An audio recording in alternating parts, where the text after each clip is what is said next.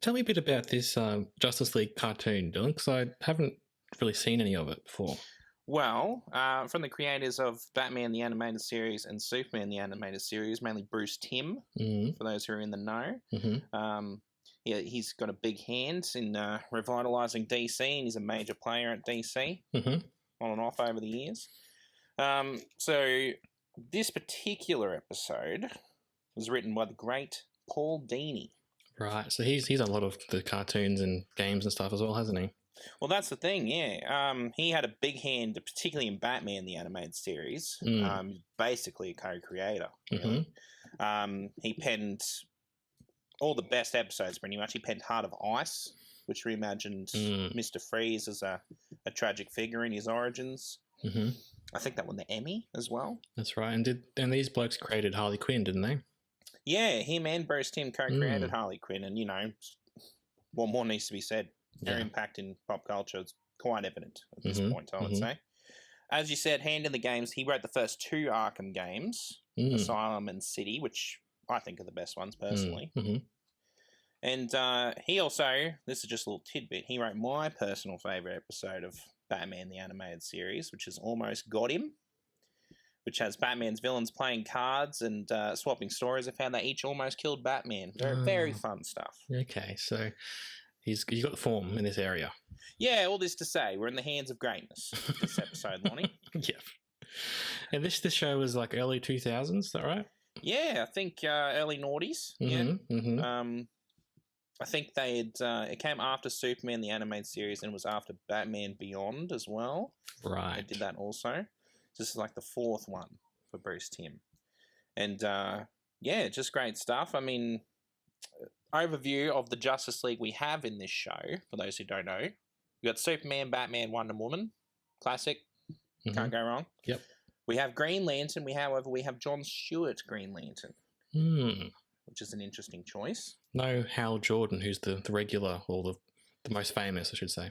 No, he doesn't even pop up at all in the show. Don't even mention him? Actually, no, he does pop up once. There's like some time distortion going on, and then John Stewart morphs into Hal Jordan for like 2 seconds. So that was a bit funny. Fair enough. And who else you got? Martian Manhunter, mainstay of the Justice League for a long time. Flash, Wally West Flash, though, not Barry Allen. Oh, is he Wally, is he? Yeah, yeah. Okay. Only because I think at that time Barry Allen was dead at that point in the comics. Fair enough. It was Wally West, so they just made it easier. But really, it doesn't matter, right? It's just the Flash. Yeah, pretty much, yeah. And then Hawkgirl. Sure. Right. Yeah, okay. Why not? And she's from a different planet, is that right? Yeah, Themyscira is Wonder Woman. What's she from? She mentions it in the episode. Yeah, I can't remember at this point. I'm pissed now. Oh, sorry. So I've stumped you. Mad at me. It starts with a T. I know that. Okay. Anyway, so that's the team we're dealing with. Now, this episode, I believe it's Season 2, Episode 23, titled Comfort and Joy. Oof. And, yeah, we'll start with the overall thoughts before we do a bit of a dive into it. Yep. I love it. And we'll get into spoilers as well, so if you haven't seen it and want to watch it, get around to it. But yes, I love it too. That's good, because we made a note, because we did watch it in person, as we said, but we specifically said do not talk about it to each other, save it for the pod. That's right, we just turned to each other and nodded after the episode. I think we said good stuff. That's all so we had an idea we liked it, but, it's good. It is good stuff. It's great stuff. I stand by my claim. Very nice. Now, so you loved it. That's good, because I also love it. Nearly my favourite episode of the whole series, I think. Wow. Only because I'm a Christmas shill, You sure are. Now, I've got a few notes. Do you want me to get into them, or do you have some tidbits you want to give me first? Do you want to do an overview of the episode first? Just a little plot? Yeah, that's a good idea, yes. Okay.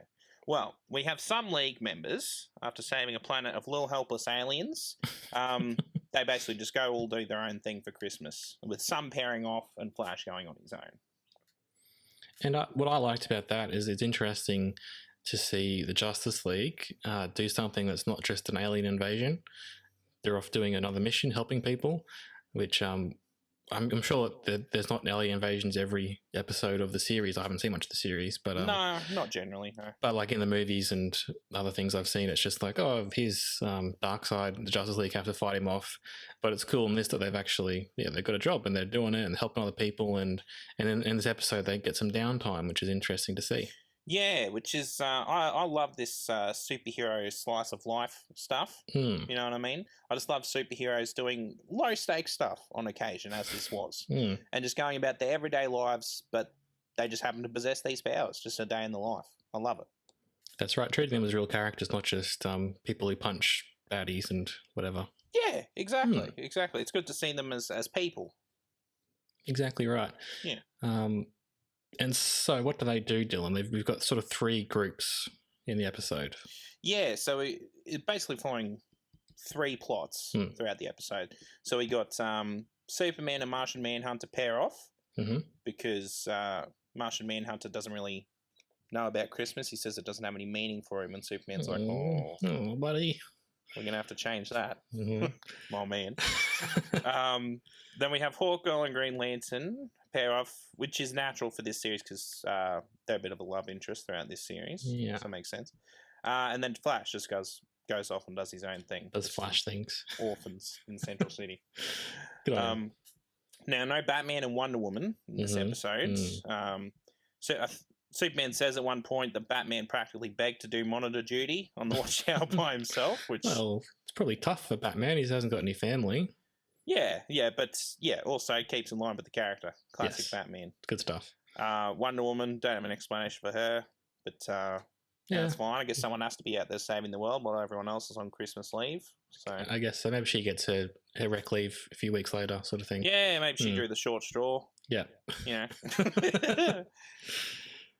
Anyway, so we'll go through the stories. We'll start with Hawkgirl and Green Lantern because I personally feel, not that it's bad, but I found it the least entertaining part of the episode. I would agree with that. It wasn't my favourite. And what I feel like, and maybe you can enlighten me on this, is that it didn't quite feel finished. And does it get finished or explored more about their relationship in later episodes? It does, yeah. This is basically just a stepping stone of, another moment in their love history. So first up, Green Lantern is showing her some Christmas things she likes to do, sort of throwing snowballs and making snow angels and sort of just gallivanting around in the woods. Snowboarding, sort of Yeah, and then she's like, well, I'll show you what I do when I want to celebrate, and takes him back to, is it her home planet or just a planet out in the solar system? No, just a planet that celebrates in a similar way. And her idea of celebrating is going and starting a pub brawl. Thanagar, I think that's her planet's name. That makes sense. I think. Okay. I hope I'm right. I really do. No, I'm right. Cool. Beautiful. Good work. Just Googled it. Had to. Yeah, but it starts off strong with Green Lantern showing her about, the joys of snow and everything like that. They have a little cute little snowball fight. Yeah, that is cute. But yeah, I mean, her part of it, she basically just goes there and starts a bar brawl. And the impression I got was that Green Lantern wasn't like as keen about it all. It's kind of against his will, wasn't it? and then at the end, everyone's enjoying the fight. It's like it's a consensual sort of. Everyone's getting into it, and they all sort of fall into each other and have a sleep. Like they have a little nap together afterwards because they're exhausted after their brawl. But it kind of felt like it was setting up that he was going to be like, oh, maybe we shouldn't do this. This is weird. And then they were going to have a fight over it, but it just sort of ended. So that kind of felt unfulfilled in some ways to me. Yeah. Her part also wasn't very Christmassy. That's probably why I have the worst. True. Probably why I think it's the worst part. But, anyway, is what it is. It's a bit of fun. Yeah, it's not as good as the others, but the others are really good, so it's, Yeah, different strokes for different folks and bird aliens. Am I right, Lonnie? I love that phrase. Only works in one context, and it's this one. Flash, though, that's a pretty good storyline. Oh, I love Flash's portion. So, as I said, goes to the orphanage. Says he's going to bring him a present. What do they all want? And what do they want, Lonnie? they want this toy duck that farts. Yes, DJ Rubber Ducky. Oh yeah. You loved that when I first came. I saw you laughing. I had a good time with him. So he's kind of he's a toy, and he's a toy everyone wants this year sort of scenario, right? Yeah, just a cool hip duck and like a little jacket, a backwards cap. And Sunnies. What's good about him is that all the kids, they just want everyone to play with. They don't want their own individually. Yeah, they want to share one because they're orphans. Love it. Yeah, they're lovely. Lovely little kids. But yeah, all he does is make fart noises pretty much, which is fine. They're kids. Yeah, that's, different strokes for different kids who like fart noising. Dunk ducks. That's it. That other phrase we both love. Yeah. And Flash, a little bit of a homage to Jingle All the Way, I feel. He's having a bit of trouble coming across this toy. Goes to all the stores in Central City, all sold out and everything. He's made that classic faux pas of promising something he can't actually follow through with. Flash. Luckily, though, he's got superpowers. So what's he do, Dylan? Well, he says that he's going to go directly to the source. And I love this little joke. You think he's going to go to the North Pole to Santa, but he just goes to Japan. Where it's made. Yeah, which is classic. He gets the last one out of the factory. Yeah, like how short-stocked are they? Yeah. The factory itself only has one left. I know. But, anyway, he gets the toy, which is good stuff. We're happy. Mm-hmm. Orphans are going to be cheering. Yay. Woo. Whee! On his way back, though, a little bit trouble, Lonnie. Yes. I think a museum, or an art museum, rather, is being demolished, basically, by the Ultra-Humanite. Oh, bloody hell. Now, for those who don't know the Ultra-Humanite, what are you doing? Living under a rock, well, I guess. That was me yesterday, so... He's basically this super smart guy that transferred his consciousness into an albino gorilla. So he's just a big, smart gorilla, pretty much. Very sophisticated. He is. He's very like a gentleman sort of criminal in that sense. Oh, very much. Why did he do that though? Why did he put his mind into a monkey? Well, I believe because he kept transferring into different humans to start with, and they just couldn't handle his mind in their bodies for a long time, whereas this gorilla could, for whatever reason. So okay, and it also, I guess, it gives him more strength and whatever. Always practically, helpful. Yeah, when going up against superheroes and that, for sure. Mm-hmm. But and then they have a little tussle, and God damn it, Lonnie. Flash punches Ultra-Humanite and he falls on DJ Rubber Ducky and breaks him. No. Awful stuff. But Ultra-Humanite, he's not fussed. He's like, well, why would you give that to kids? It's stupid. It's just duck that farts. That's not going to help them in any way. Says the monkey. The super smart monkey. Okay, sure. But Flash is like, oh, come on, mate. It's Christmas, Haven't you ever wanted something so bad? And he's like, okay. Knocks out Flash. Beautiful. But yeah, then it turns out that Ultra-Humanite, Flash's words got to him a little bit. And so he declares a truce, and he says he's going to fix up the toy with improvements. Ooh. Hello. And then they both go to deliver it to the parentless children.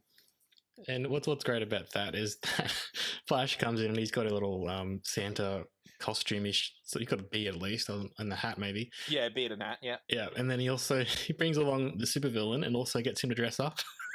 In a top hat? It's just classic Flash. I think he calls him Freaky the Snowman. That's right. Good stuff. Because they're still opponents, combatants, but they've combined for Christmas, and that's what else can you do around Christmas time, Oh, it's beautiful stuff. And then they deliver the toy, and it's very different. It basically lights up, and it just tells the story of the Nutcracker in great detail. And at first, the kids are like, "Where are the farts? Come on, mate!" But then they become enthralled in the story. They do. I think they all think it's better in a way. I've got a quick question about that, Dylan. Yeah. First of all, I love it. Don't get me wrong. Beautiful. How long did it take Ultra-Humanite to record the whole Nutcracker book? Or did he have it already on hand? You don't know how to recorded it and just put it in? I don't know. How long's the Nutcracker go for? I assume it's a pretty long book. Oh, yeah. But I guess he's super smart. He's probably found out a way to do it quickly. Yeah, let's say that. Yeah, he's smart. He's smart enough, so yeah, cool. The point is he brought joy to kids whilst also bringing them culture. And the best part, I think, though, is that he loves it. Turns to Flash as like, okay, you can take me to prison now. Like, he knows. He just accepted it, and he's like, all right, Flash has got me. Even though I could knock him out again and run away, clearly. I'll go to jail as a good boy. Yeah, let's just go to jail. Why not? Yeah. Takes him to jail. Flash has a little surprise for the Ultra Humanite, Lonnie. He's got him a little Christmas tree. And then that touches the Ultra Humanite a little bit. Doesn't show it, but you can tell. And the Flash has that good line about if you make these kids have a good Christmas, they'll pass it on in the future. That sort of... I've butchered the line a bit there, but the idea is the Christmas spirit exists, and if you do good things around Christmas, and that feeds on and pays it forward to other people. And I think maybe the Ultra Humanite sort of learned that lesson during the episode.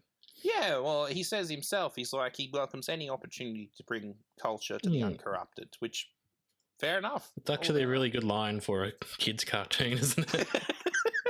Well, it brings culture. Yeah, no, it's good. I like it. But, and that's a beautiful part of the episode. Second best part, some would say. Well, what's the best part, Dylan? Come on, it's Superman. So as I said, he takes Martian Manhunter. He takes him home to Smallville, to his parents' house, to show him how great Christmas can be. Superman's great in this episode, Lonnie. It's one of the best Supermans I've seen, you know. He's great in the show as a whole, but now I know you know this. Batman's my number one favourite superhero, but Superman's my number two. I don't know if you knew that. I didn't know that, but I know you like Superman, so do I. And I feel like he's got a bit of a bad run recently in pop culture. Yeah, a lot of people just think he's overpowered and boring, which, come on, that's rough. He's cool. And what I think maybe the movies have missed in recent times is that he's not the best superhero out there because he's got the best powers. It's because he's the best bloke. Yeah, he's the best guy ever. Yeah. And that's the really amazing thing about him is that he happens to hold all those American values true, or, you know, human values true, that about loving each other and doing the right thing and truth, justice and all that. Yeah, and you would argue that the main reason for that is because he happened to fall into the hands of Ma and Pa Kent. Exactly. His childhood and upbringing, he happened to be raised by the greatest people around. Yeah, you would argue that if he went literally anywhere else, he probably wouldn't have turned out to be a Superman. He probably would have been a bit of a bad dude, but he just happened to fall into the two nicest people in America. Exactly right. And then that's the thing I think is interesting about him is how does he stay good and how can he be confronted with so much evil in his life but still remain as that perfect ideal. Yeah, makes for a very interesting character. And to be fair, it's not always done very well, but all that potential is there for the character, and it is shown in this episode for sure. Absolutely. I was going to say he's in my number two, but if there's anything that was going to give him a chance at taking over Batman as my fave, it's the fact that he loves Christmas. It's true. He's probably going to tell the Smallville councillors to put up more Christmas decorations, isn't he? He would. And also still believes in Santa? Maybe. Adorable. Because he's a good bloke. Yeah. Because there's that line that Pa says that they used to wrap his presents in lead. Yep. Which is great stuff. And then he's like, you mean Santa did? And they're like, oh, yeah, sorry, son. Yeah, Santa did. And this is Superman who's like fought Darkseid, and he's in a relationship with Lois by this point, I'm pretty sure. Like, what was he? I don't know. Well, I would argue that because he's been exposed to the mystical and the unbelievable, that's more of a reason to believe in Santa, Lonnie. True. It's true. Like, why would he not believe in Santa when you've been confronted with the literal evil evil aliens every day of the week? Yeah. Why would you not believe a guy that can deliver presents all around the world in one night when you could probably do it yourself? Yeah. And you're friends with someone who could do it as well in the flash. Exactly. He just thinks it's common stuff.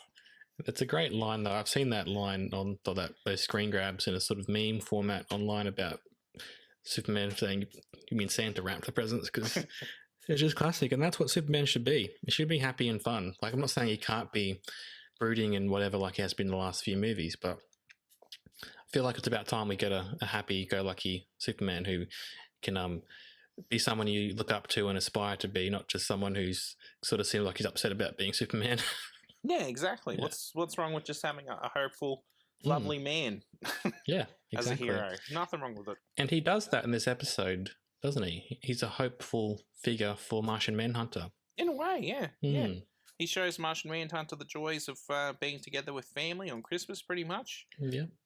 And, yeah, I love there's also another part where Pa Kent yells that he's about to turn the tree on. So everybody's like, Dad, that's my job. It's great because it's such a funny concept. It's not something you see in lots of movies, like, you know, kids go home to their adult kids go home and they're just like little kids again with their parents. Yeah. But it's Superman, so it's even funnier that he would still do that, and because he's pure of heart. Yeah, he is, and I love that about him. But a Martian he's not having a good time when he first gets there because he doesn't feel like he's part of the family or part of Christmas, right? I just don't think he understands it yet is the main thing. He's a little bit confused, really. Because he even says to Superman, he's like, it's strange to see you acting this way, Superman.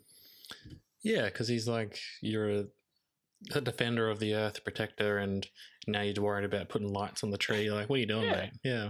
But, yeah, Superman's just like, well, that's why I love coming home for the holidays, mate. I get to be myself. It's just beautiful.